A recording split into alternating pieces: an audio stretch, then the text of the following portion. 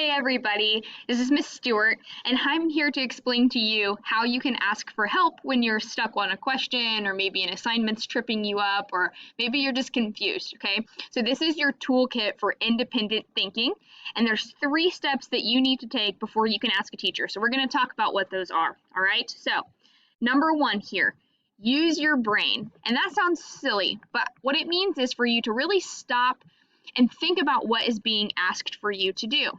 Think about the instructions, think about what you know, and see if you yourself can figure it out if you just think about it a little bit differently.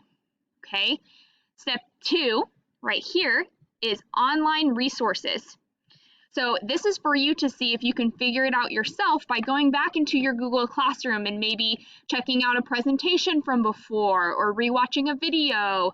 There are tons of resources both in your Google Classroom and online in general that may help you find the answer if you just search for them. Okay, so that's number 2, is online resources right here. The 3rd step is to ask a neighbor. So let's keep social distancing in mind when we do this. Stay in your seat, but ask someone nearby if they understand what's happening, or maybe if they can answer your question, or if they've been there and done that already.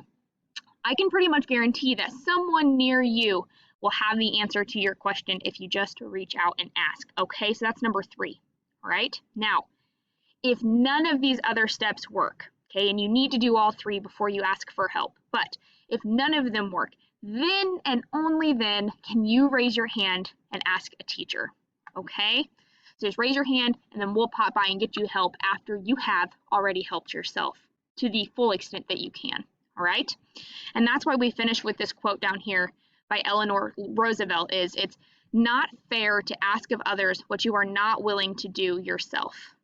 Okay, so keep that in mind, and let's get out there and be some independent thinkers and problem solvers.